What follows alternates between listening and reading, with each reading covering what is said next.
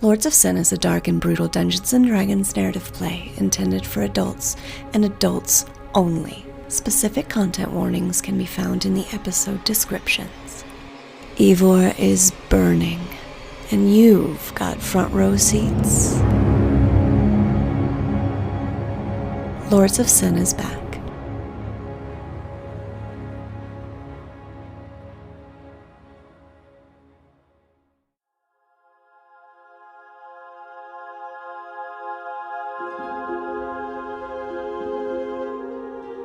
The Tower of Bells has numerous bells and belfries spanning the 400-foot-tall tower. Construction of the tower, at that time simply known as the Great Bell Tower, was first ordered by Queen Mela in the year 573 and was completed in 608 under the oversight of Master Architect Kelda Rant.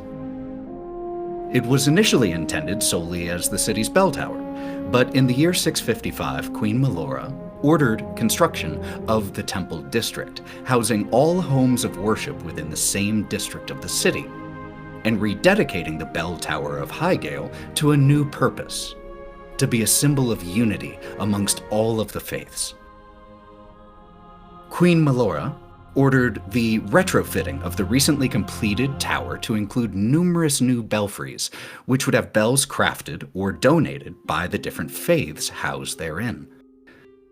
After the construction was completed 10 years later, in 665, the tower became known as the Tower of Bells. Over the next 443 years, numerous repairs and restoration efforts were necessary due to wind and rain damage, and an accidental fire which started on the 5th floor. None come close to the repairs that will be needed after Zariel's assault on Highgale. But, thanks to the efforts of the heroes of Highgale, the Tower of Bells still stands. There are two enormous engines of hellish war that lie in ruins beside enormous pieces of masonry fallen from nearby buildings. The only evidence of the foot soldiers of Avernus is their armor and the cherubic face shields of their helmets that lay here and there staring at you. I turn to, I'm just going to assume it's Lorwryn. I'm going to make it Lorwryn. And seeing Kalista off in the distance at the edge of the roof. Yeah, this is why we never dated. She's scary. Literally half a second after he finishes saying that, Kalista's little emerald green silk slippers slip on the roof tiles, and she just tumbles off like a leaf hid in the ground. And Jen leans over to Lorwryn and is like, well, you know, sometimes destruction's a little clumsy.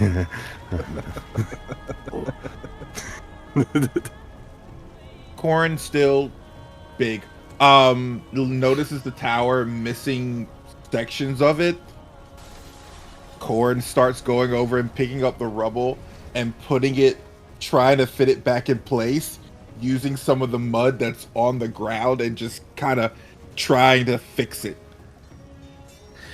As you start taking these large pieces of stone, trying to reaffix them, we see a priest dressed in simple brown robes, classic friar's haircut, late 20s, steps out from one of the dorms nearby, the dormitory buildings, and sees this lull, this victory, and goes to run to the bell tower and runs inside through the front door, past large pieces of masonry and stone that have fallen and shattered here.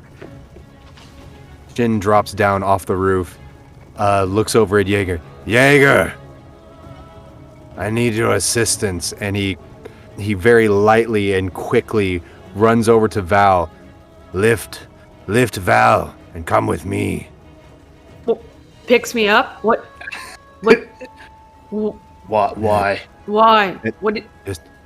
And it, like, looking at Val's numerous injuries, like extensive and numerous injuries. I'm gonna walk it off. I mean, it's... No, this is not the time for all this macho behavior. Just bear with me, Val, I promise. And he beckons Jaeger and glides over to the front of the church and, like, opens what may have remained of the door. And he's like, come. I let him pick me up. And he's gonna do it in the way where it's like, slowly, very carefully.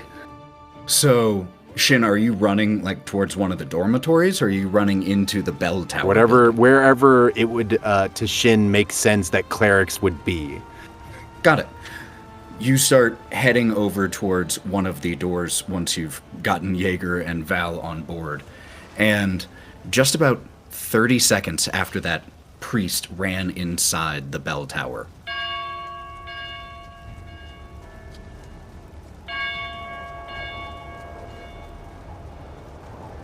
the sound of one of the smaller bells from one of the belfries can be heard ringing. And just a few moments later, the doors from the nearby dormitories start to open, and priests, people in robes and armor, start to peek from the doors. And in this moment, with the sound of screams and explosions and collapsing buildings still heard in the distance, this ringing of this bell is somewhere between defiance and a death knell. And as the ringing continues to fill the air towards the door that you are running, Shin, and from several other nearby doors, priests, clerics in robes, and some in armor start to emerge, about 25 in total. You there! If you wish to survive the night, I need you to make this warrior fighting fit. And please be quick, however many, the most talented you have. Put her right, and we will survive the night, I promise you. It seems like excessive. I don't want to be a burden. A Goliath priestess rushes over to you, Val, and those of you still outside, several of the priests also come running towards you all, their hands glowing with healing magic. You all have 80 hit points of healing to divide amongst your group at this moment. I would suggest, who is the most injured among us besides Val? I know Val is very injured. I'm fairly good. Like, very good. I don't need any. Is there anyone that is kind of injured? Lorwryn, right? Yeah, Lorwryn is pretty rough. I would also love to have us re-update, given your current hit point scenario, how we all look. So as the Goliath priestess rushes over to Val, how are you looking in this moment? Val is very bloody. Very, very bloody. I am worse for wear in the sense that I'm trying to say that I'm fine, but I am so clearly not fine because there's a giant lightning scar that goes from, was it my chest, down my arm. I have a very, deep lightning scar where the lightning hit me from the first hit.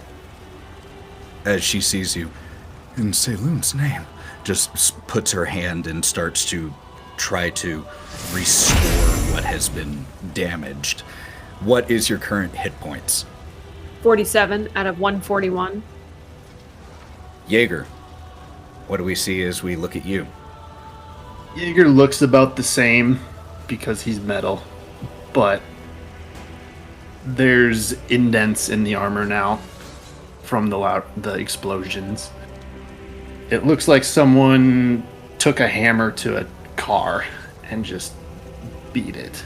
So he's got a bunch of indents. He is at 77 of 179. Wow. And Lorwryn, I say we split it between the three of them, I guess. Hold on. I can help. Well, when Shin jumps down off of the balcony and starts getting everybody over there, Lorwryn just kind of like drops to her knees and then does this thing where she like just kind of leans back, and then starts hearing that everybody's like healing from there, and so then silvery smoke just kind of comes up and envelops her body, and so she can go down onto the ground without taking further fall damage. And I run over to Lorwryn, and I'm like, well, whether you're in this or not, you seem to have, you're involved now. Here, child of the Underdark. And I pour into her mouth a potion of healing superior. It's going to be 8d4. And is then +8 on top of that. So 28 total. It's 58. Kalista, how are you looking? Kalista is lying on her back where she fell. She hasn't moved an inch. Her eyes are currently closed as if sleeping. And wound-wise, she looks pretty unscathed. She has like a slight trickle of blood coming from one of her nostrils, and that is it. But about 50-odd% of the black marks that cover most of her body seem to have faded to just pale white scars. Korrin taking her time trying to quickly, but meticulously try to put the shapes back in order of the tower. Korrin's a big girl. She's good, but... And that ends when you stop raging, right? Yep, I'm trying to do it as quickly as possible Okay. because I know I have a time limit. Yeah, so that's about up right about now. Yeah, so we're done. She takes a step back and looks. All right, she's satisfied. And as she looks down, because Korrin did take several blasts from the cannon, chest first, you can see the shrapnel of different metals, teeth, and kind of wounds, pretty much equivalent of a shotgun blast. And as she looks down and she shrinks back down, she starts to feel it, but she's been hit harder. But she is bleeding from the wounds. And she is at 120 out of 92. Shin is unscathed for the most part. He has a kind of a bruise on his shoulder, but mostly he is 165 of 173. Look at you. Look at you.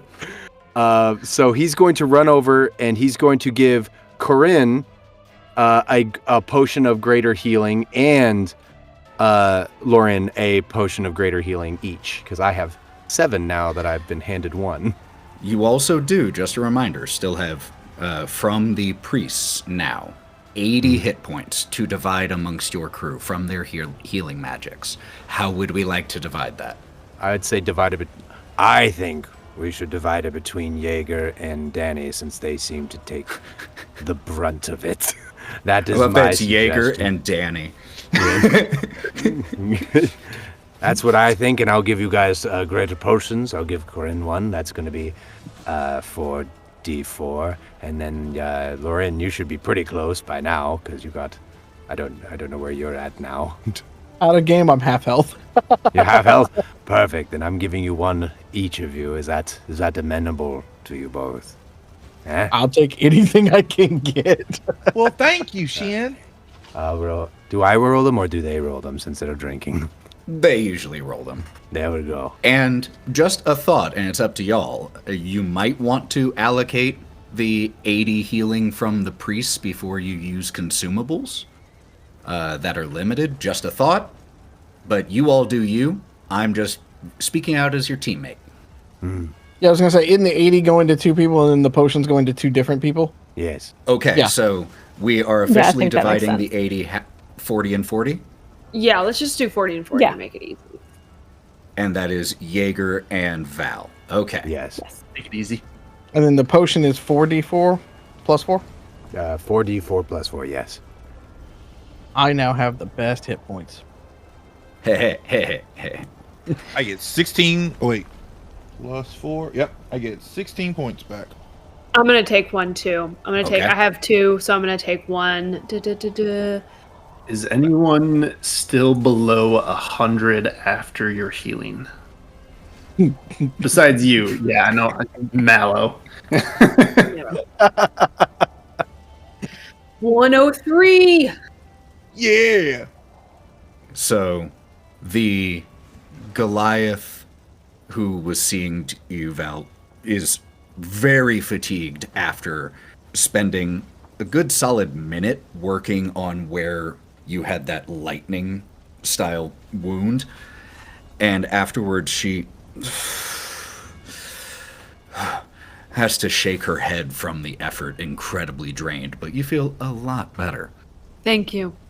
I just am thanking her incessantly. Thank you. I just so appreciate it. That was so nice of you. I you know, fighting is hard work. I don't know.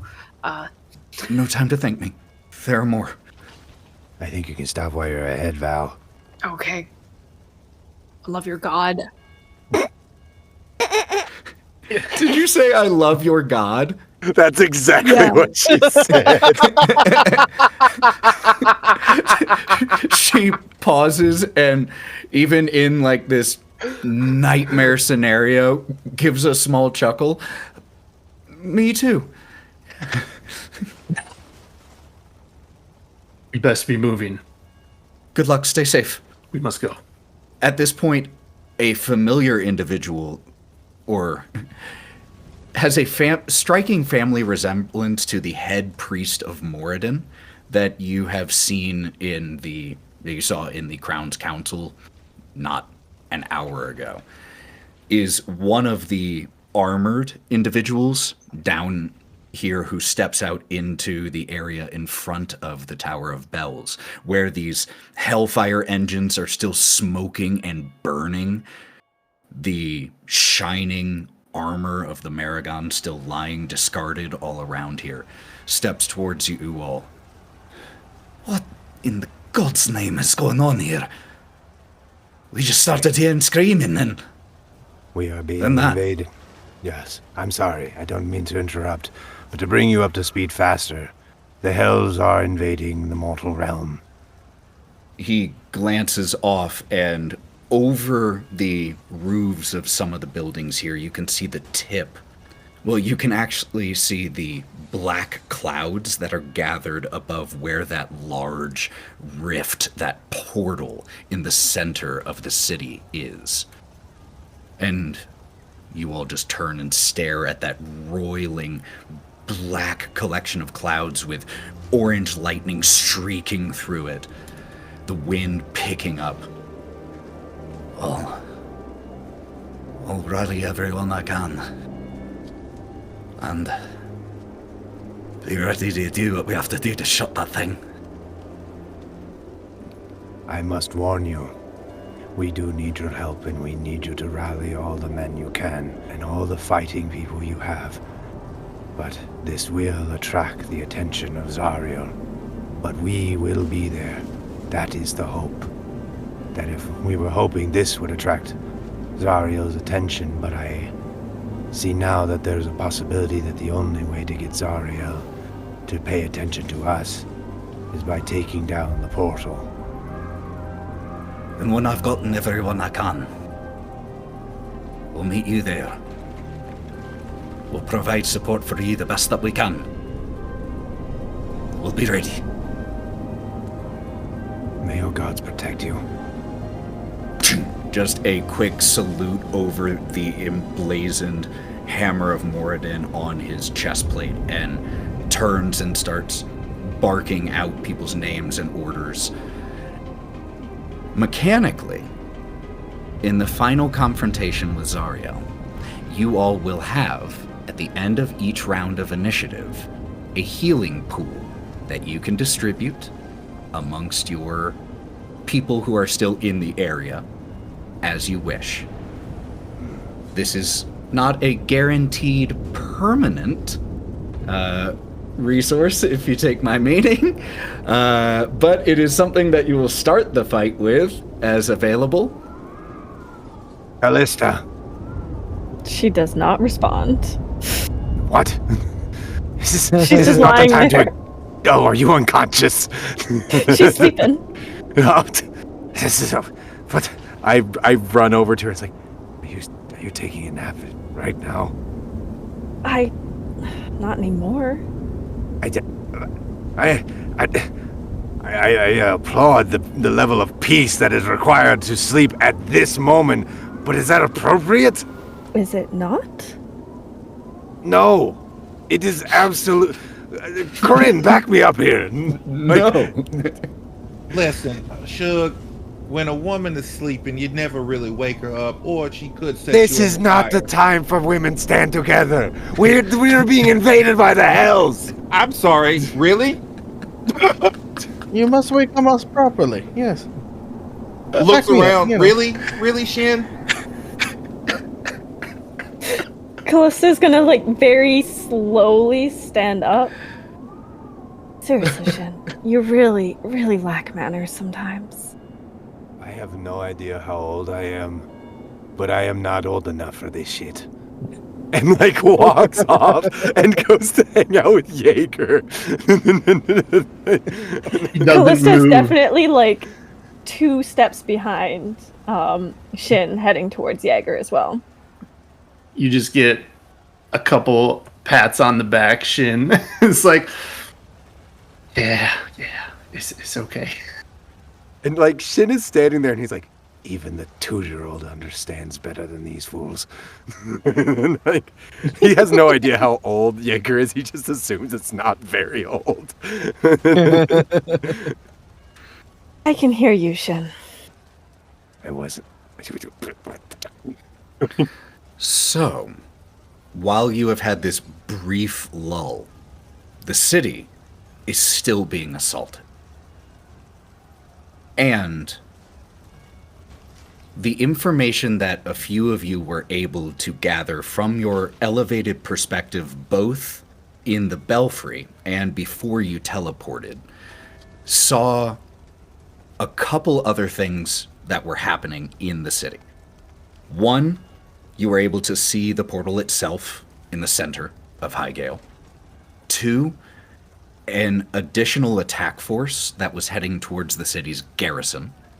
3, a large runic circle in a residential section, above which more of those black roiling clouds are growing. And those were the 3. I realize the pitch of my voice there implied a 4th was to follow in that list, but end of list. Because the other one that you saw was the assault on the Tower of Bells, the bell tower, and thanks to you all, the bell tower stands. I suggest we head for the garrison, because they can help with all the portals that seem to be happening around the city and help us take the main portal itself. I'm afraid if we head to the garrison, not only will we be lacking resources when it comes to finishing this thing, but it may be too late. That is a valid concern. Any other suggestions, tactical or otherwise? I thought you said you wanted to head to the portal. I did. Yeah, that was but my understanding. I did, but now that I've reconsidered because of the other portals. I'm worried that if we go attack the portal now, though, it's very confusing. I'm used to doing things alone. So do we want to go to the portal or the garrison? Just reminder, there is also that rune circle with the clouds that you saw. Just making sure you know that there are 3 options. We get the vibe of what that is. You can make me an Arcana check. Oh boy. I will say that anyone else who wants to make an Arcana check, since Jaeger's the one who asked, if you are proficient in Arcana, you can also make an Arcana check. 11. As soon as Jaeger says that, I'm going to try to look and see as well, just because I'm like, that's a good idea. Lorwryn got a 23. Ooh, I only got a 13. At a 28. Holy shit. Whoa. Wow. Dang. Home court advantage. With the 24 and a 28. Dang, y'all. Level 16. This is... You can't tell if it's simulating or is actually ripping open a portal to the skies of Avernus itself. But whether it is a spell meant to replicate the skies or to actually bring parts of them here practically makes no difference. The end result would be the same. If this ritual, whatever it is able to conclude, it will level Highgale in a way unimaginable by simple foot troops. Out of character, imagine Meteor Swarm in an extended range. With my 28, would I by chance Ask have away. an idea how long it would be? Like, my experience Before of it's opening completed? portals and such. Yeah, would I have a kind of estimation on time? With a 28, this started relatively recently, so you probably have about 45 or 50 minutes. This looks like something that would take an hour to complete. Okay, well, if my calculations are correct, Highgale will fall in less than an hour. Unless we can deal with it. Oh, that seems to be the pressing matter. The fighting men should be able to protect themselves. So, Kalista. I am very sorry to interrupt, but this happens mid-sentence. One of the priestesses of Saloon suddenly draws a knife and stabs one of her fellow priestesses right in the chest before she is subdued by other priests who are around her. Die! I've always wanted to kill you. As she's dragged off every single fucking day. Okay, we have to take care of Zariel before we can handle that portal. This city will not last 45 minutes. Can we kill her? I don't Yes. know. We can send her back. Here's the thing I want to draw attention to, is that Zariel is flying, and we need to get her to come to us. We have to get her to fight on our court, otherwise we'll be fighting in her court, and I don't know about you. I can fly, can any of you fly? And I can't fly for all that long. I can jump real good. I have an idea. I think if we can shut down that portal that is spewing hellspawn into this world, perhaps it can piss her off enough to come down for us. Well, I think we just need to tell her that she's fat and that she will come and fight us. She's Wrath. Well, go ahead and start screaming. Bitch! Get your ass down here! I mean, that works too. Lorwryn, you shout this up right as the Goliath priestess of Saloon was walking over to your group, and she steps back for a second and walks over to you, Kalista. We've minded. We do not have many of these, but maybe they will help in your endeavors. And passes over 6 crystal vials, very small, only about the size of your thumb. And each one of these will, in the span of 10 minutes, provide anyone who drinks it the benefits of a short rest. Thank you.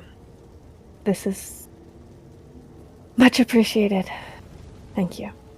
And she explains that it is blessed water left under the full moon and blessed by Saloon. Oh, okay, great. I May she don't restore really care you. about that.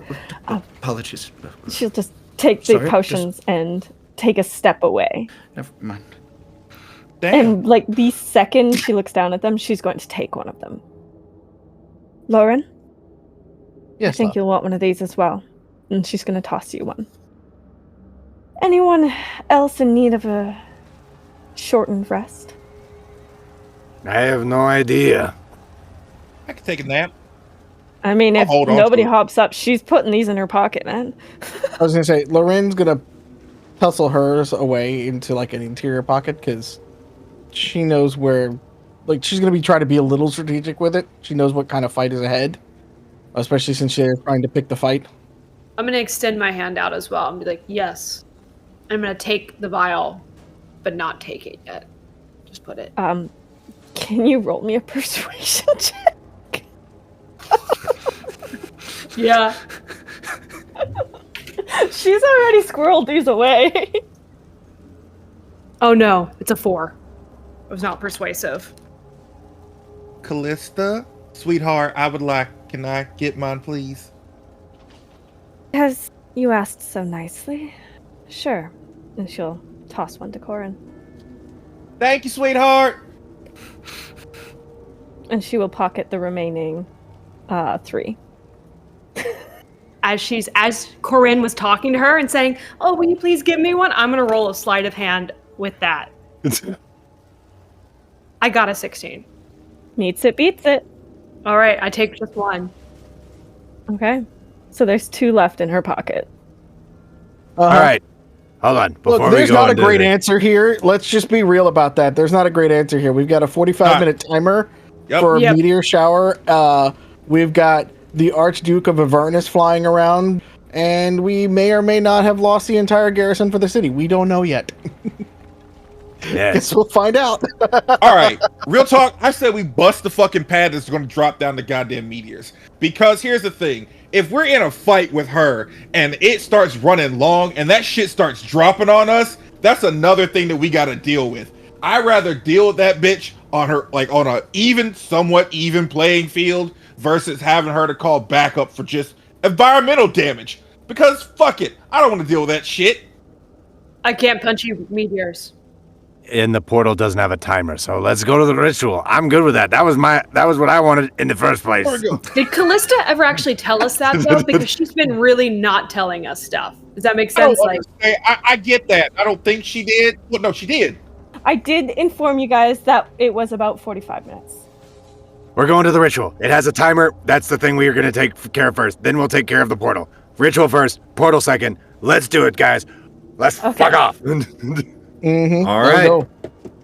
You go running towards where you can see the roiling clouds growing and spreading in the sky.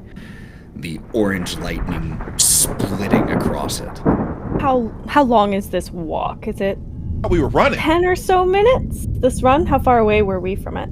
I mean, Highgale is a large city, so I think, especially given the fact that you are having to dip and avoid things and can't take direct paths as buildings have collapsed and block your way, it will take you closer to about 15 minutes to get there. Oh, good. My short rest went through. And as you're running, you cross through a small market area. And we see, just off in an alleyway, barely noticed by you, if at all, 2 sisters, once shopkeepers, clawing at each other in the alleyway. One has gouged the other's eyes out, and as you run past, you just hear screamed, "You always thought you were better than me!" You run towards an area that you can see is another residential district, and a large number of the buildings here are currently aflame. There is black smoke rising. Are you all trying to move through here as quickly as possible, or as stealthily as possible, or something in between? I feel like speed is the priority right now. Speed is priority. We've already lost 15 minutes trying to get over here. So, fuck it, we ball. In that case, could I please get a group stealth check? I'm really good at this, guys. I rolled a 22. I rolled a 14. 23. 12. And All my rolls sucked on that one. 14. Okay. You all are, like I said, running through this burned, partially destroyed residential area. There are bodies, not everywhere, but far more frequently than you are comfortable with, every 40 or 50 feet. there is a body, sometimes more. And you all duck behind a small collapsed section of a roof that has fallen off of a building and manage to take cover right as a small patrol of those Maragons and hellish paladins on their flaming steed walk past. And one of them, the paladin on his horse, has a chain that is glowing orange in his hand that is wrapped around the two wrists of someone who is being dragged behind. Their screams cover any sounds that you might make. And you keep heading on towards this ritual. As you're getting closer, you can see as you enter a small shattered plaza. And you can see right on the edge of the plaza, the outer parts of a large runic circle that seems to be so large in magnitude that it goes across the ground in several buildings. It is easily 250 feet across in size. This ritual that is being conducted is enormous. Could you all, as you go searching for the epicenter of this ritual, could I get either a group investigation check where we take the average, or nominate one person to be in charge of trying to find the source of this? Or if you have alternative ideas, please shout them out. Divine sense. A 60-foot pulse of being able to see where they are. You are bombarded by like these tiny needles of infernal and fiendish sensation right on the outskirts, and you can just feel fiendish presence all around this city. You get two more precise indications. They are moving, and they are just on the 60 feet out edge of your sense, and they move into it and then out of it. He's just gonna point and not say anything in that direction. Using my arcane intelligence in regards to rituals and such, could I possibly try to devise where the main aspect of the ritual is taking place using Arcana? Yeah, make me an Arcana check. A 28 again. Ooh, dang. Yeah, combined with Jaeger pointing at it, you do just some very quick math about the size of this and figure that most likely inside for safety, about 120 feet in that direction, you'll likely find the center of the ritual. Kalista, question. Would Yes, a Shin? ritual like this be centered around like a singular individual? Like maybe there's a group, but it's like one person that's really harnessing all this, like a head mage or whatever. Maybe. A lot of times, spells of this magnitude will require a few spellcasters at minimum. If Jaeger's senses are correct and my math is, as always, flawless, I suspect it's about 115, 120 feet that way. I can move double that in an instant, almost. If I know exactly what I'm hitting, I can render whoever that might be or whatever unconscious, saying it is an entity. But I need to know what I'm hitting and where it is. And he like pulls up, and you see like the wraps around his legs shimmering ever so slightly, and you would recognize, because it's a pretty common, well, not really common, but it's a sought after magical item of Boots of Speed. And I'm a monk, but I need to know what I'm hitting. Unfortunately, if I can't see it myself. I can't be 100% certain what exactly they're using to bind this spell, who is doing it, the details. I would have to visualize it myself. I'm going to pull out, like, is there buildings in the way from, like, 120, like, Yes. what? Okay. You are currently, like I said, in a small ruined plaza. Okay. And as you're here taking a second to figure out the next course of action, the sky above continues to split with that orange lightning, and molten embers, small, only the size of raindrops, start to rain from the sky, and at the same time this soft snow-like drift of ash.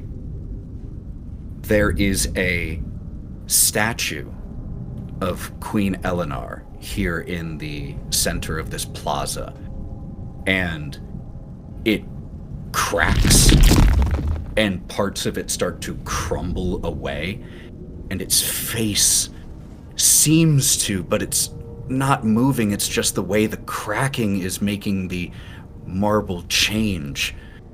It twists as if in rage. We gotta get moving. I agree. I look for the highest building. The building in this plaza. Highest building around here. Yes, the tallest one, the tallest peak I can find. Two-story Okay. building in this, on the edge of this plaza.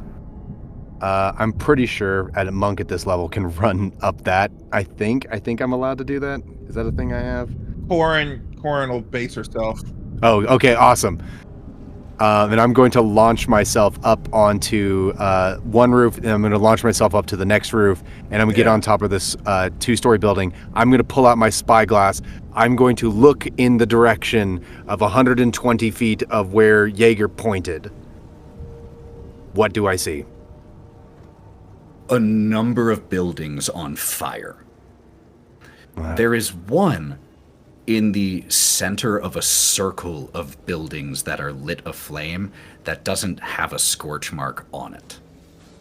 But the large runic circle does seem to emanate from that particular building. I jump down, slow fall, because I just have that. There's a building inside of a ring of fire, buildings that are on fire. I'm assuming that most likely, since that giant ring is centered over it, that's where we should go. And we should probably make haste. Jaeger's gonna look over at Korrin. Lady Korrin. Knock, knock. And he's gonna bash his shield a little bit. Be like, let's fucking take this building down. I like the metal man. He's nice. You have a sense and taste of destruction. I love that about you. Yes. Let's go. As we're heading that way, I'm going to cast Mage Armor on myself, like, once I'm in view of the building.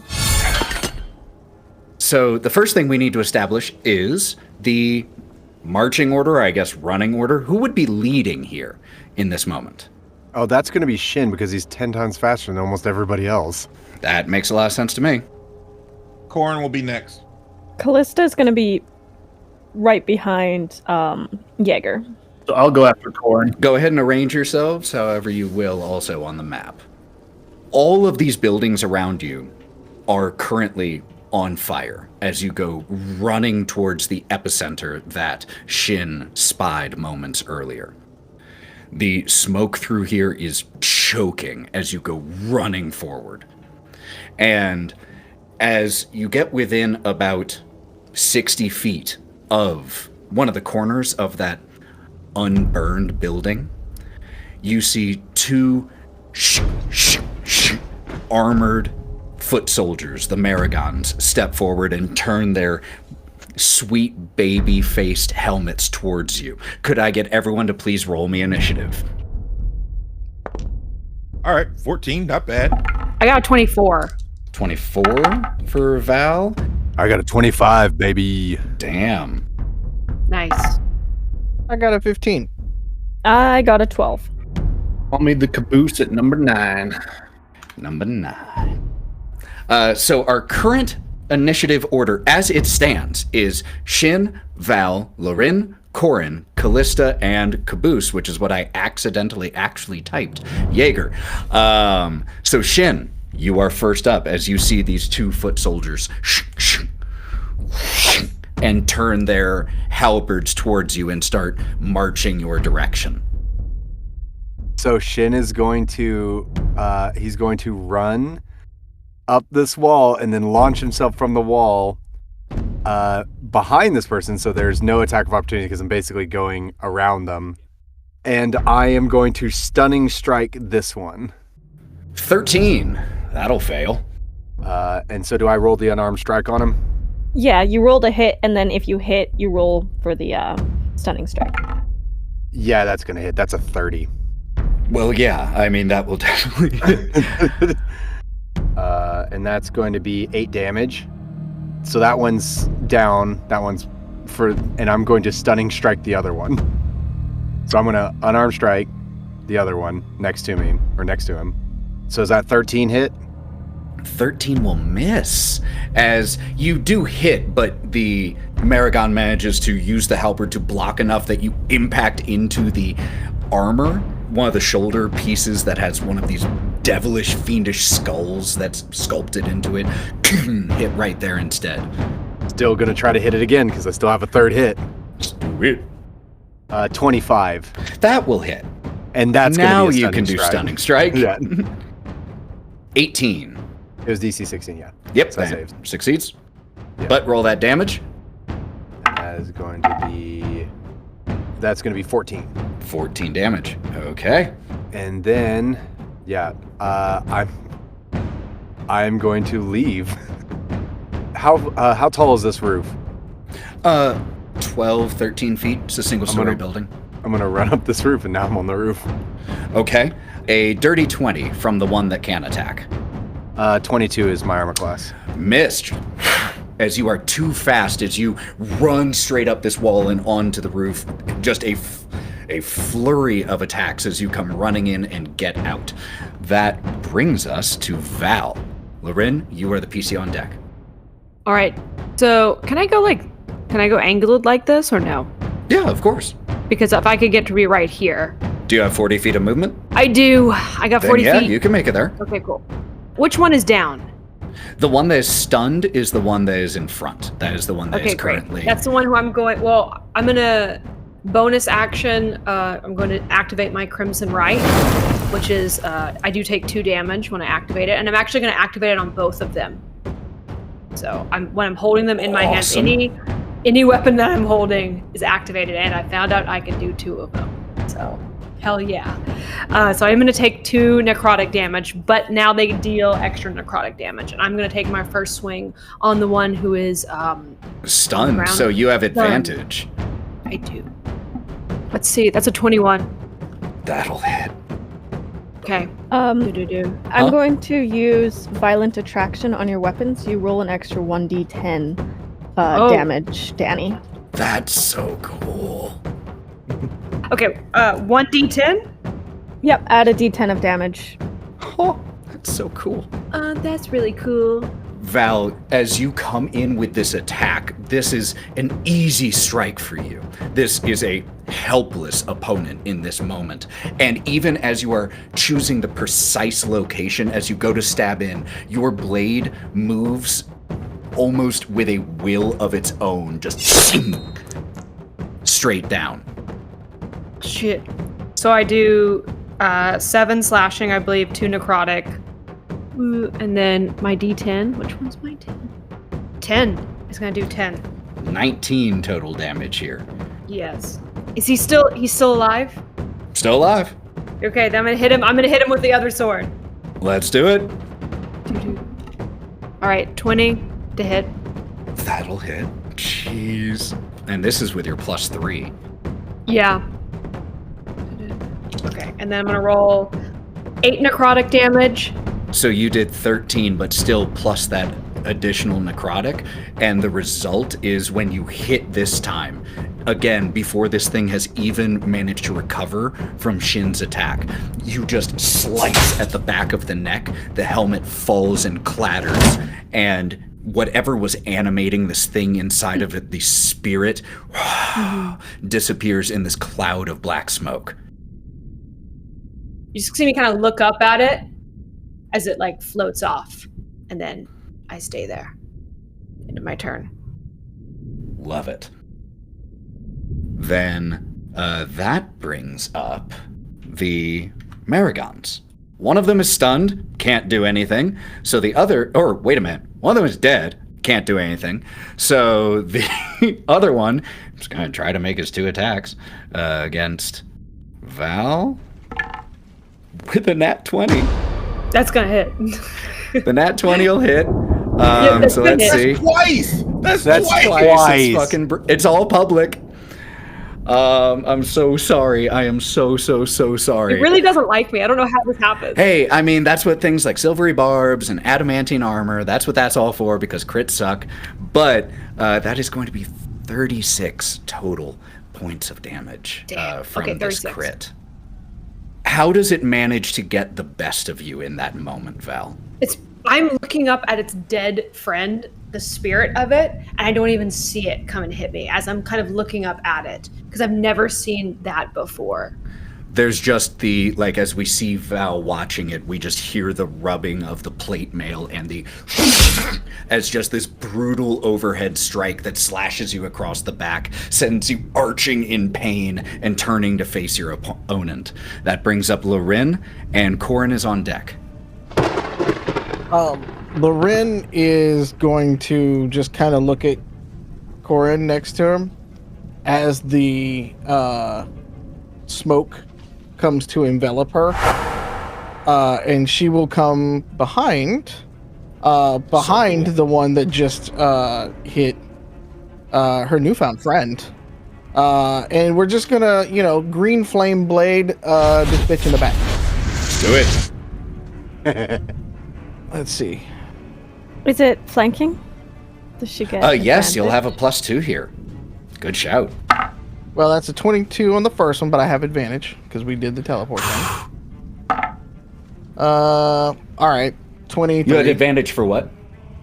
When I do that, the first attack that comes out of it gets advantage. That's so cool. Because I'm catching him off guard. Heck yes. So, but it's a 23. I rolled a 23 will absolutely hit. So that's 11 plus 12 and plus 3, so 23, 26. 26. Huge strike. As you come in, you just appear behind your sword already wreathed in this green flame, striking from behind, and it almost like it catches the spirit inside of this armor alight for a second. The green flame just ripples across it as there's this.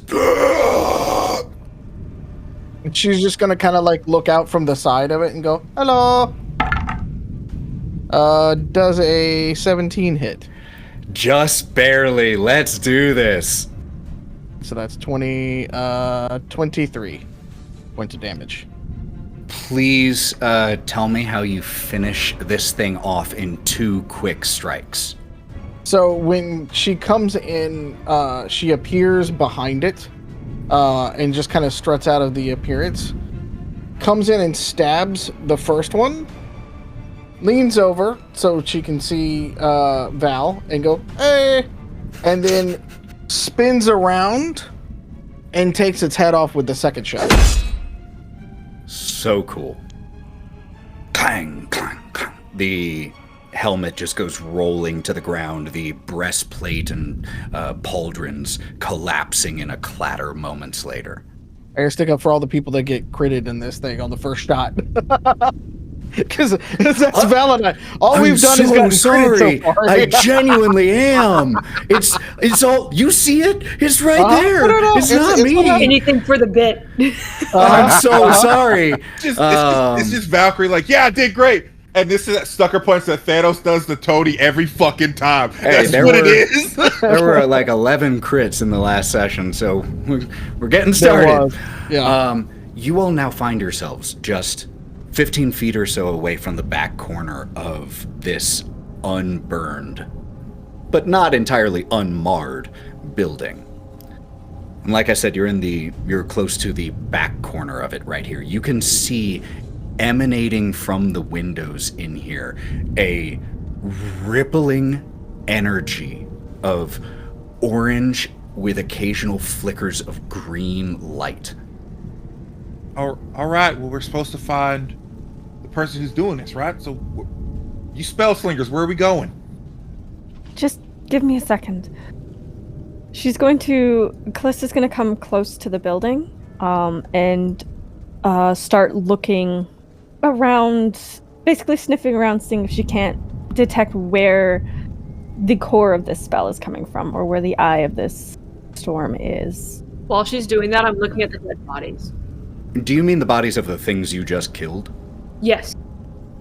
It is only armor that remains of these. This twisted, sculptural style armor with, on the breastplate and pauldrons, these nightmarish horned skulls, while the helmet is this pudgy-cheeked visage of a baby. And as for the epicenter, this building, without question. All right, she's going to start looking through windows. Is it a 2-story building? It is a 1-story building. Okay, jumping down.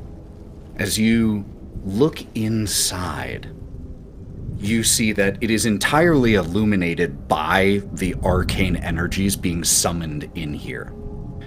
And your focus is at the thing standing in the center of this essentially large single room home. Could you please make me a perception check and an arcana check? One to see what you see, and one to see what you know. Okay. Where's perception on here? Perception is an 18. Arcana is a 24. This thing stands about 6 feet tall at the head, but about 7.5 feet tall at the tips of the gargoylish wings that are pierced in places with gold rings. The figure is wearing ornamental robes and this armor that is almost maybe armor, maybe purely decorative vest, but it looks kind of like musculature in the way it is carved. But the thing here is a combination of a warlock's worst nightmare and a corpse-fed toad. It has a mouth without lips, and each jaw contains dozens of razor-sharp teeth. Its nose is like it's been cut off, and then there is a silver decoration around it to call attention to it, all with these beady yellow eyes.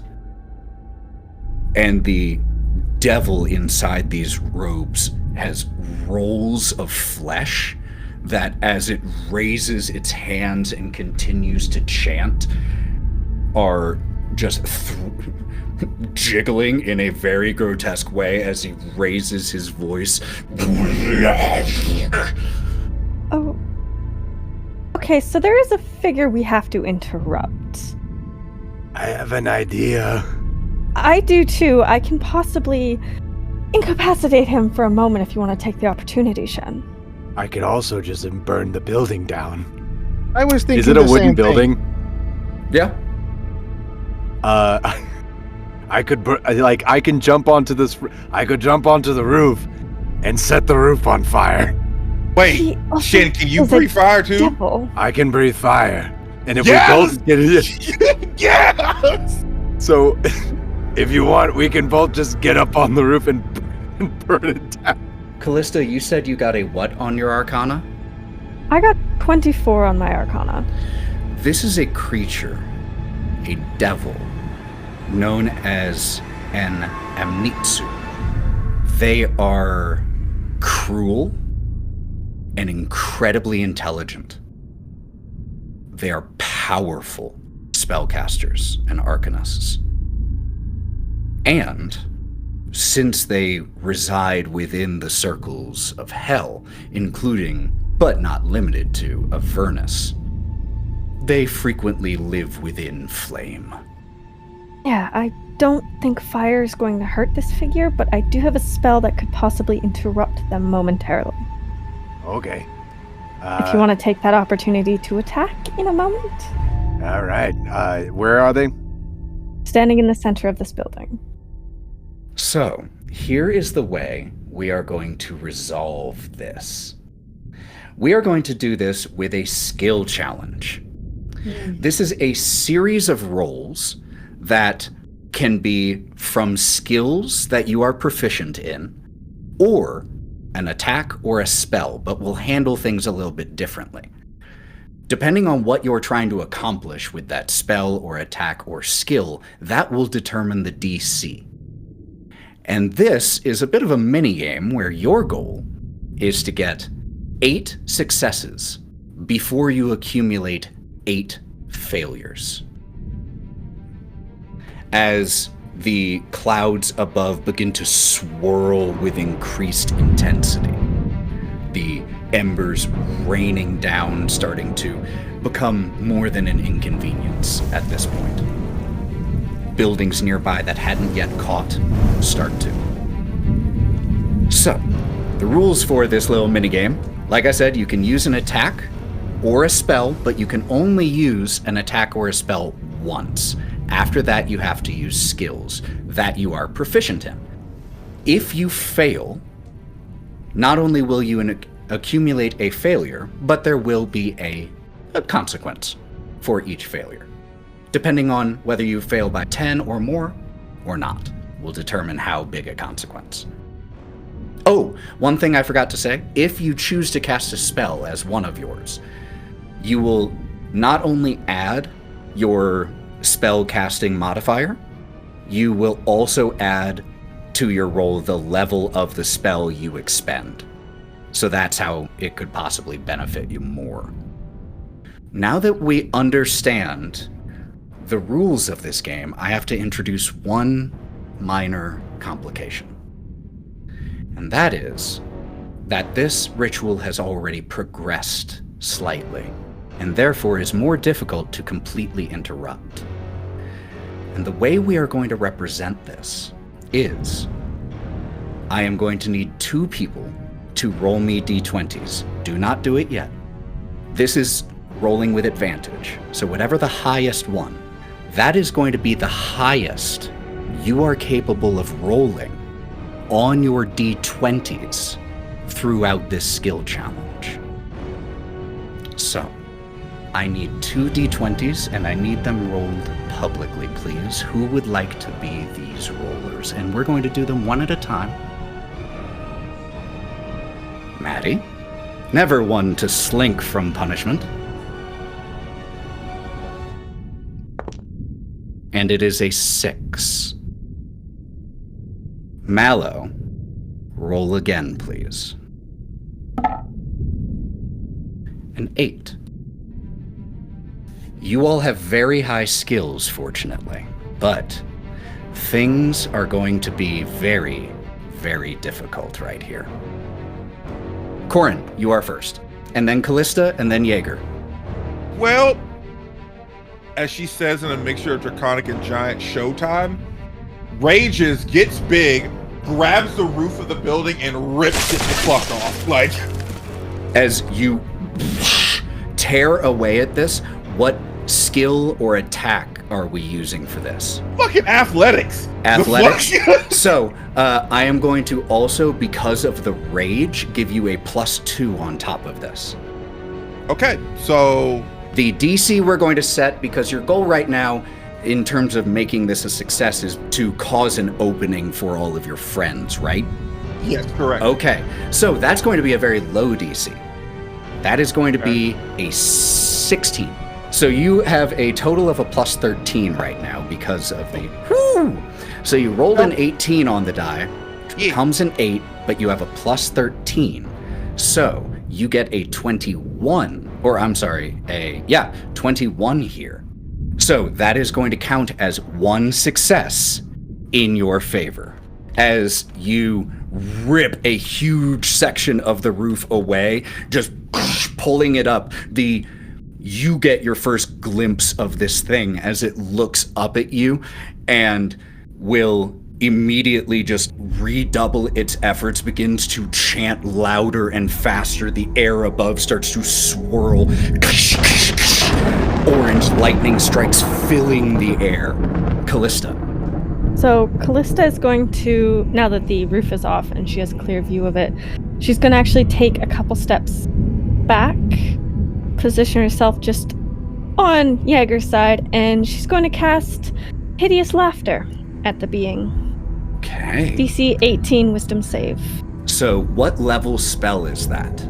It is a level 1 spell because it doesn't actually get any bonuses if you up the spell level. Of course, that makes a lot of sense. So what I would like you to do is roll me a d20 and add your spell attack modifier and then the +1. Okay. Is at +10. And because this individual has resistance to magic, that is going to make this DC right here 18. Well, I got a 7, +10, +1, 7. so I got exactly 18. 18 will exactly meet to beat, so that will count as a success. As you see this thing cast Tasha's Hideous Laughter, it doesn't actually take effect on it, but it has to raise a hand to stop the magic coming towards it, and its sharp, lipless mouth splits wide in a combination of a smile and a sigh, and it just flicks its fingers. Could someone roll me a d4 really quick? Yeah, I got you. Shin got it, I think. Did you roll it? I rolled a 3 the on same thing. D4. You both rolled the same thing. We both rolled 3. Yeah, you both rolled, you both got a 3. It is 3. Flicks a finger, and there are 3 flashes behind it, and these figures with long limbs that have countless sharp, long spikes growing off of them appear from this quick puff of smoke, and he points towards you, Kalista, and they start charging towards you. That will bring up Jaeger. We currently have 2 successes and no failures. Jaeger is going to immediately get between Kalista and the charging 3. And he is going to make a door right there by shoulder charging it with his shield. And if he can bust through, the vibe I'm going for is intimidation. So, trying to intimidate this thing by bursting in the door. This thing is a resident of the Hells and is going to be very, very hard to intimidate. So without looking at your score, to intimidate him into a success is going to require a 20. I would let you use your strength bonus instead of your charisma bonus if you wanted. Intimidation's pretty high. I'm gonna Kool-Aid Man this door, or this wall. I didn't run through the fucking building. I didn't even think of that. Whatever, it's okay. 12 down to an 8, plus 12, 20. Meets and beats. Oh yeah! As you come breaking and shattering in, these smaller devils going scampering like over the wall and outside to try to find Kalista. This thing takes a step back, but then recollects itself, and those who understand Infernal hear as it says, "I serve far worse than you." Shin. So, how big is this thing's mouth? Like width? Yeah, like, is it a human-sized mouth? Probably about a foot Okay. across. Shin, in one fluid and insanely fast motion, is going to burst through the window that's in front of me. He is going to, like, dash and ricochet off walls. In that motion, he's going to pull out of his bag of holding. He's going to jump onto the head and stuff a block of incense into the thing's mouth. And I'm wanting to use acrobatics to do all of that. Such a similar idea. I'll allow acrobatics for that. The DC here for this in this situation, I will set it at its AC because this is kind of like a physical attack style thing. So, without announcing that, you can go ahead and roll. It's a 19 on the dice. Drops down to an 8. And that's a plus 11, so that's a 19. Plus 11. So you pull this incense out, come bursting through this window, and as you jump up to try to shove it into this thing's mouth, it steps to the side and just brushes its hand against you. As it does, and you will take 18 points of necrotic damage. Oh. And begins chanting once again. That is 1 failure. Val, you are up. Lorwryn, you are on deck. So, I want to try to blind this thing by putting sand in its eyes. Love it.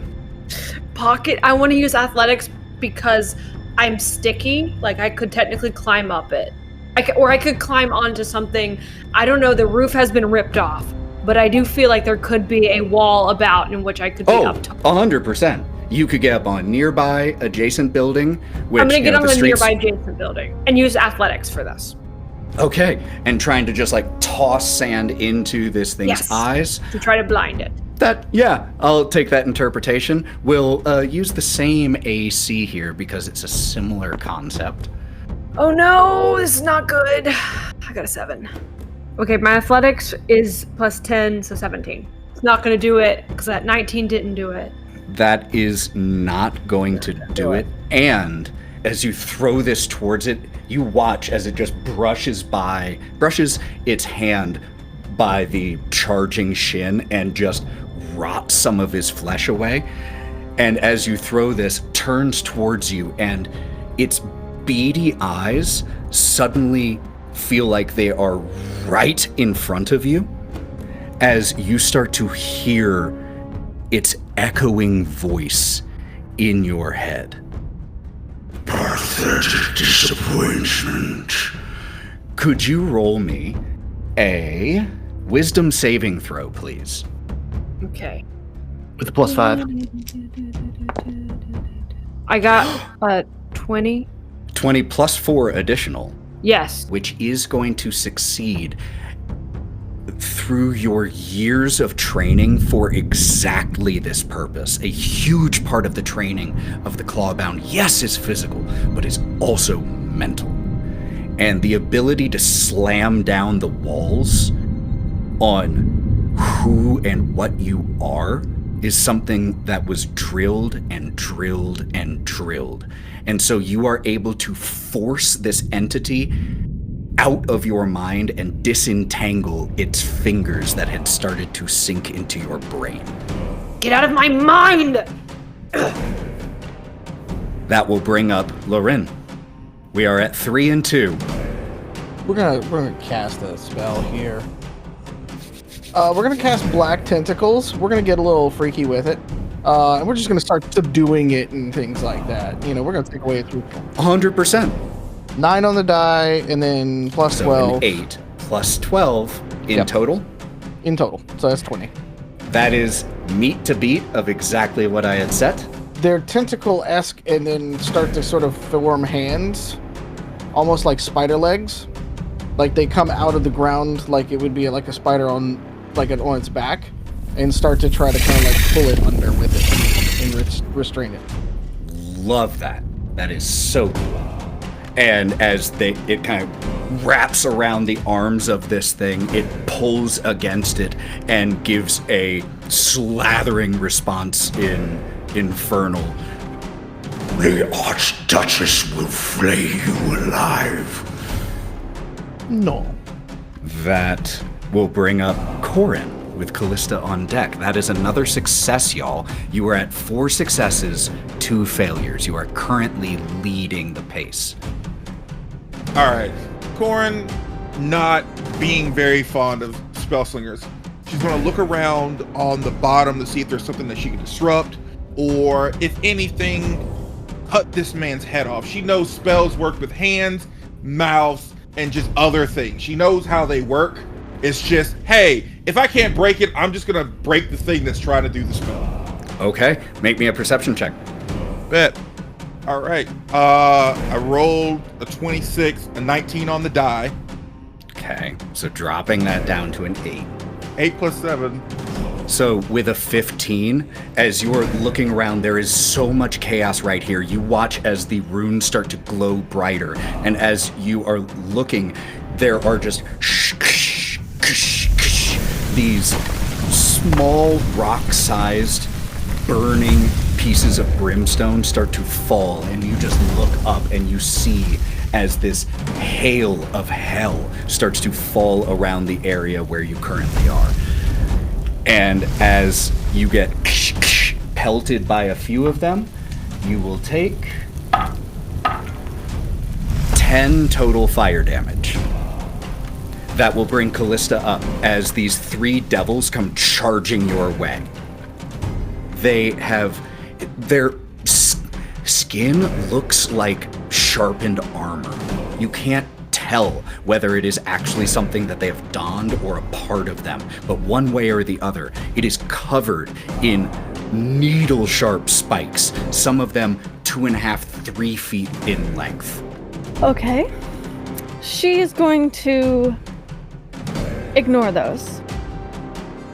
And she's going to close her eyes and Sherlock style go through her mind palace, thinking back to what she knows of spells of this sort, of rituals like these, opening a portal to another realm, another dimension, and using history, because she's proficient in history, she's going to try to seek out the anchor to which this portal is coming from, because most times you need a tuning fork or some sort of tuning piece of metal, and she's going to try to seek that out and cast. I'm not using the casting as part of this, I'm using the skill check, but I want to cast a spell on the tuning metal.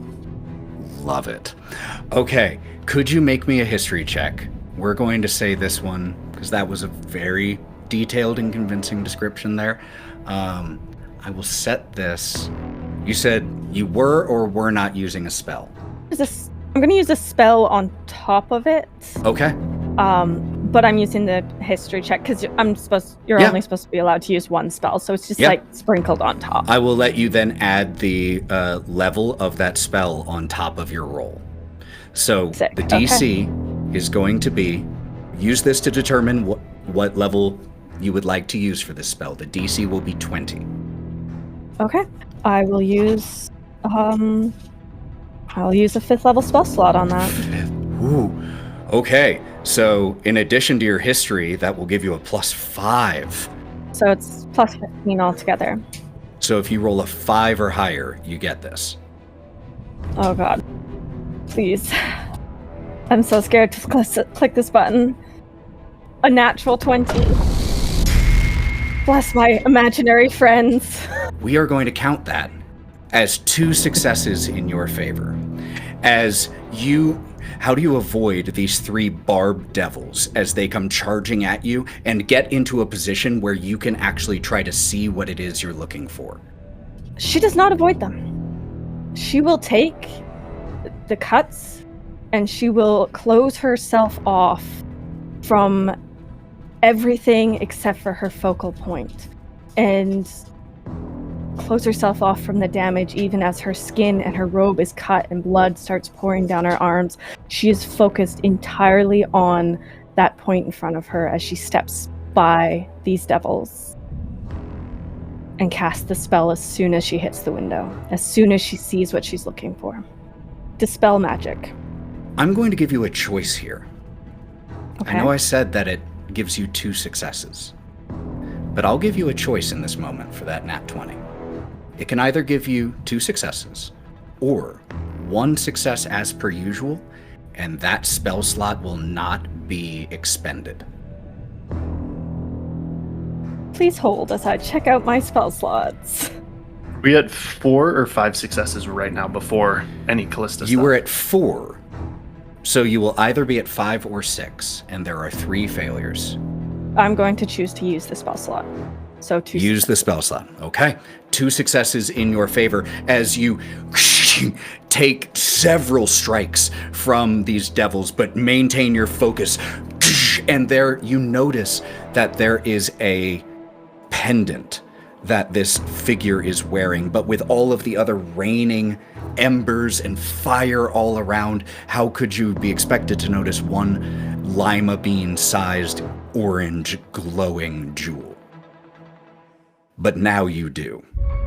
And you focus your attention on that, and you cast Dispel Magic, and it shatters on his chest. And the rune circle, which had started to rise from the ground to above the building, so it's over your head, between the furious clouds and you, it starts to flicker as you cast that. Jaeger, you are up. We have 6 successes and 3 failures. Okay. We need 8? You need 8. You are at 6. Okay. At this point, as it starts to flicker, the Amnitsu here starts to rip into its own flesh a little bit, tearing away, and its mouth is large as it is just focusing every single bit of arcane energy on completing this ritual, whether it live or die in the process. The DCs here are going to reflect that increased focus and intensity. Jaeger is going to slam the shield into the ground so he can free up and grab the trident with 2 hands. And it is going to start pulsing with divine fire. And he's going to square up with this thing as it's ripping itself apart. And from behind his mask, it's just going to be a low grumble. For all shadow comes from light. I am neither, but you will be unmade. And from the ground is going to be golden chains that are transparent, but reach up and grip each arm and pull him down. And I'm going to use my Channel Divinity to get a +10 bonus to an attack roll. And I'm going to pump a level 3 smite into this. And I'm going to light this motherfucker up. All right. I have a DC written down here. I just wrote it. I'm moving the pen away so that there is public record of it. You have a +10 on top of your +12. +12. So, go ahead and roll. That's insane. Oh god, I'm so scared. So the DC that I had set, what did you roll? I rolled a 10, +10, +12. So 33. Plus a level 3 smite, if that counts. yes, that if it's level 3, that adds another 3, so 36. I set this DC. Before I knew about all those bonuses, I was increasing the DC to 25. You certainly beat that with an extra 11 here. So please, as it was already struggling against Lorwryn's spell that she cast earlier, as these golden chains start to pull it down, it shakes and quivers with focus and with its final moments being dedicated, its life force being entirely depleted in the attempt to finish this spell, this ritual. Just to add a little bit more drama, I'm also going to use a reaction to cast Violent Attraction on his trident as well, to add another 1d10 to it, just for a little bit of extra sprinkle. You get some snaps for that. I can't give you another success, but major props. It's just for prettiness, you know? Just yes, for the drama. I respect using resources for prettiness so much. I truly, truly do. At this moment, I need everyone really quick to roll me a d20. Just straight. This isn't impacted by the 8. This is to determine luck. 10. Get 3. 19. 19. 6. Korrin and I are hanging out in the 3 squad. Oh, could you two roll off then? Okay. I got a 12. I got a 1. Oh no! Noted. That will be relevant later. Not at this moment, though. Shin, you are up. Okay, I don't know a whole lot of what I can do. I've come up with 2 possibilities. I'm probably going to fail Sell me. both of them. So, Shin's going to roll off what just happened, and he's immediately going to launch, because everybody else is in this room, right? Some are still outside, but the building is not much of a building anymore. So you can see everyone and everything, including these devils. So, I hope this works the way I want it to. Shin is again going to jump. He's going to run and jump at this creature, and he's going to flip acrobatically to where his face is facing their face downward. So he is upside down at the moment that he does this, and he's going to use Breath of the Dragon with the element of lightning straight down. Because it does not have an attack roll. It is a DC Dex 16. Okay, we will take that into account here. Yeah. So I'm going to say that is going to give you a +3 on this roll. Because of both Lorwryn's and Jaeger's restraints on this thing right now, I'm going to take that into account on this as well and give you an additional +3 here. Use your to hit bonus with your shocking grasp, your magical to hit. So we'll use a +8, and then you have a +6 on top of that. So that gives you a +14 in total. Okay. Don't be a bitch, 20. Don't be a bitch. Oh, you're a bitch. That's a 5. So with the DC of 21, with a +14 to it and a 19, that will be 1 failure. And I'm trying, guys. I'm trying so hard. You're doing great. But sometimes stuff hurts. As you come running at it, and where you jump just erupts in fire for a second, and you have to jump back as it reaches towards you, and this slimy hand touches the side of your face and begins to sear in pain as you take 8 necrotic damage. That brings up Val. It is 7 successes and 4 failures. I want to try to take out one of its eyes. I'm going to try to stab out one of its eyes and eat it. That's my goal. Jesus! That's so graphic! All right. Which weapon are you using? I'm going to use my longsword and try to spear it. You have 2. Which one? I do have 2. I'm going to use my +3 longsword. Oh, no. All right. It's 9 on the die plus 13, 22. I don't know if the 8... Its AC is a 21. Do I hit it? Which means even with the 9 going down to an 8, you get exactly a 21. And so you stab at its eye. And as you do, Korrin, where are you in the final moments of this thing? I haven't even made it into the building yet. I'm still outside, looking inside. Valkerie, could you please describe the final moments of this devil, this lieutenant of Zariel? I jump from the wall that I'm on and stab it through with my longsword. Pull back, and I pop one of its giant eyes out. And as I do that, the chains just pull at it more, and it just crumbles to the ground. And all the pieces of rock just kind of crumble, and a giant dust kind of fills the air. It falls to the ground and is in the process of dying, and it almost starts to deflate.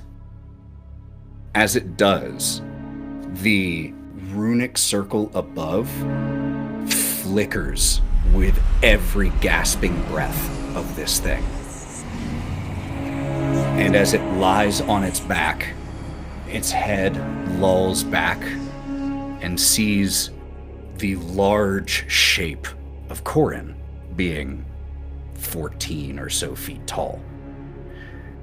Korrin, could you please, publicly, we are out of the skill challenge at this point. You all have succeeded with an 8-to-4 ratio. You succeeded in this skill challenge. So we don't have the limitations of the 8 on the D20. Could you please roll me an intelligence saving throw, Korrin? With a +5, is it, from Jaeger? I don't know if he's close enough to Jaeger right now for... Jaeger busted through the... And it goes like 10 feet around Jaeger, and Jaeger is about 10 feet across, so it's about a 30-foot in total aura that he covers. I will say he absolutely covers. I will remind you, you all do have an inspiration die. If you want to use it in this moment, you can, since no one, I think, has. Part of me, they're on my shoulders. Part of me's like, yo, let it fucking ride. Let's see what's gonna happen. Because chaos. You know what? What will the inspiration die do? Remind re-roll it. Just re-roll the d20. I will let you know this here and now. The DC for this is 19. Oh, fuck. You have a +5 from Jaeger, which means you have a little greater than a 25% chance of success here. You know what? Oh, God. Fuck it. I'm gonna sit with it. Fuck it. We ride. Fuck it. We ball. Fuck it. We ball. Okay. As this thing lulls back in its final moments of presence on this plane, not its final moments of life, just its final moments here, it locks its one yellow, beady eye with you, Korrin. And the world around you disappears. You find yourself in black. It was a mistake for you to leave your home. Your husband will weep for you, I suspect. But don't worry. You won't remember any of that anymore. And you find yourself feeling so free. As with his final moments, as the boiling clouds above dissipate, not entirely, but no longer collected, the lightning strikes stop. The circle disappears. As he casts Feeble Mind on you. Can I use a reaction? It's already cast. It's already been rolled and accepted. Your memories, your personality, yourself is locked away in blissful, forgetful ignorance. As of right now, You have an intelligence and a charisma score of 1. You're still able to identify who your friends are, but more from a emotional and primal sense than a memory or a word. The 3 barbed devils, seeing this one fall, give a almost primate-like chitter and just disappear. The ritual is stopped. Highgale will not fall under the enormous meteors of brimstone that would have fallen across this entire great city. But a price has been paid. And in this moment, as the body of this devil deflates and then just disappears, what are you all doing? Is there a noticeable change in Korrin's demeanor? I'll leave that to Korrin. Absolutely. What you see from Korrin, what you just saw from her, is just the very blissful, like, she still loves battle, but she has a glow, a warm aura about her. It's cold now. Like you said, what you see your compatriot, you see the way she looks, but there's something feral, something unchained, primal. Something's off, like you would see with an animal that has rabies. I'm gonna say to Shin, because I think he's also just whoever's closest to me. The eye did something. Look at her.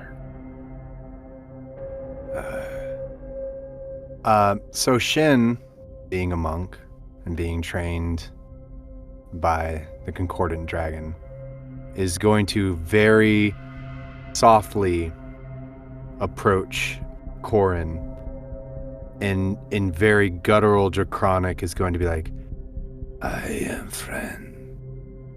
I am not an enemy, not something to attack. and he's going to touch the side of Korrin's mind, and through insight and monk training is going to basically see what the spell did. Would that be allowed? Sure. Make me an insight check. It's an 18. I'll pass this over to you, Korrin. Knowing what you know about how this effect impacted you, and knowing that you can still recognize friends, what does Shin see behind your eyes and in your behavior, as you have now shrunk back down to normal Korrin size? Korrin, as you look into Korrin's eyes, Korrin does not understand anything you just said. Korrin, actually, you do.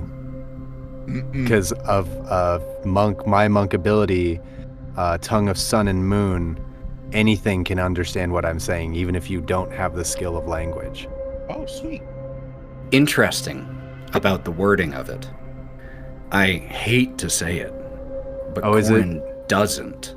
Because of the wording, any creature that can understand language. Oh, you're right. And Korrin, with a 1 intelligence, cannot understand language right now. Oh, okay. You're good. But good. I will say that the advantage that gives you will be more the ability to tap into the other modes of communication that are still available to you. I will say, as I see Shin do this, I've seen this happen before once. It wasn't good. Lorwryn, Val, and Kalista, because of your proficiencies in Arcana, roll me an Arcana check, please. I'm fairly certain I actually have that spell. Would I recognize it if I have the spell? If you know that, if you have that spell in your spell book, then I will say you don't need to make this roll, because you can just go look at your spell. Yeah, I have it. Cool. I have that spell. I got a 27. Auto success. 27. I rolled a nat 20. Damn. I already have something prepared for this too. All I was going to say, all of you, with either the direct knowledge of it or indirect through studying, recognize the spell and the effect of Feeble Mind. You know what I described about impacting the personality and intelligence of the creature. Doesn't make them automatically hostile, and it is not unable to be reversed, though it is difficult to reverse. To all of your knowledges, outside of extreme measures, the two main ways to undo it are greater restoration and heal. Need that cleric. I'm going to cast telepathy. And Korrin can't block me at that point. And I'm going to project back a lot of the things that we have witnessed together as a team and impart what the goal is, including showing Zariel and things like that. And it's going to montage through these things. And at the end, I'm going to project the team all hugging Korrin at the same time.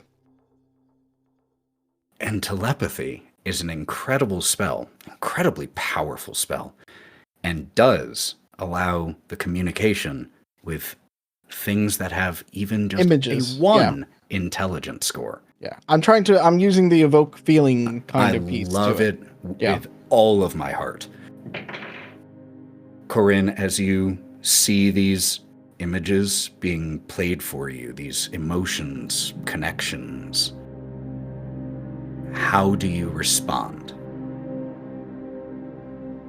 She cries. At her core, Korrin has always been in tune with her rage. People have thought that she was lesser because she of her class type, of her race, and always everyone sees her as, when she was younger, just a missile. That's what you were. You were a weapon. That is all you were. But throughout her life, she met friends, she met people who cared about her and everything, and that softened her emotionally, but not to where she couldn't do her job. But seeing all of this come back from someone who she just met within the time frame of what we've been through, her body, instead of being on edge the entire time while Shin is trying to talk to her, she relaxes and lets all of that shower over her and that emotional weight, and she just cries. There's no audible noise, it's just growls and whatever, but she is crying and shakes her head like she understands. Jaeger's going to drop his trident and shield and kneel down in front of Korrin and slowly try to embrace Korrin in a hug. And in that of a whisper is reciting the oaths that are affixed to him. And each oath is going to slowly pulse just a little bit. He's going to fully embrace. And after a couple seconds, both of them are going to glow. And he is going to use, unsure how effective it'll be, but as a paladin, he has an ability called Cleansing Touch, that I can end one spell on a willing creature that I touch. And that's all it says. But you interpret it, Ethan, however much you want to. There is no interpretation necessary. It does exactly what it says. And so, I would love for you to finish describing what it looks like as this glow occurs. And then I would love to know from Korrin how Korrin responds as that little cell that your self was locked inside is opened, and you return to this moment, both returning to your awareness of yourself and the situation around you. The glow is going to be almost cold feeling in this area of hellfire and soot.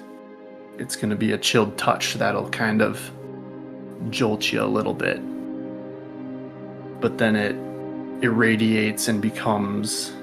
It's almost like eating a homemade stew. How it warms you from the inside. And after he starts muttering the prayers, there's just the words of, "It's gonna be okay," over and over and over, until he feels that you stop shaking, crying. So, we go into Korrin's mind, her curled up in the fetal position, crying, surrounded by a cage. And you just hear of pat, pat, pat, pat of footsteps. And it is Gren. He breaks the lock off of the cell and opens it. And he says to me, "You made a promise. You were supposed to come back home. You can't stay here. Your friends and this world needs you. I need you. You are the matriarch. Rise and fight." And he will open the cage and come in and lift me up and then point to my friends, the party. Go on out there and get them.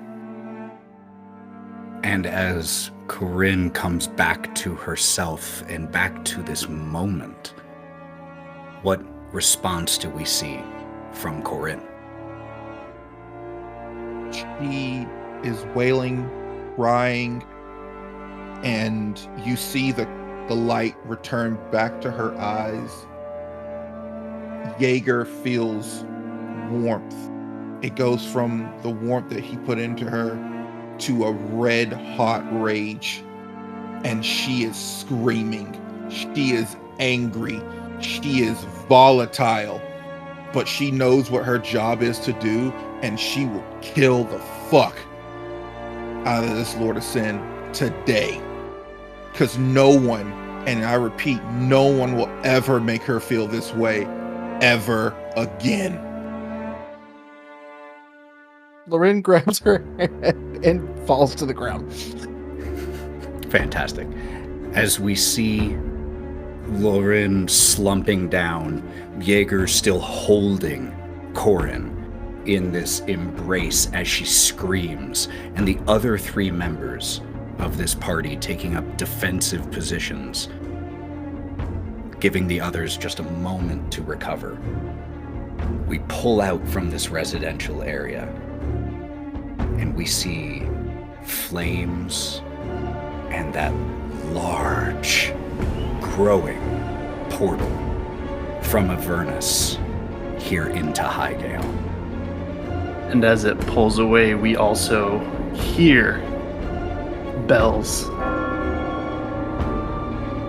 For the tower stands, and so do we. The tower stands, and so do you, and the bells of Highgale continue to ring defiantly against the onslaught of the Archduchess of Avernus.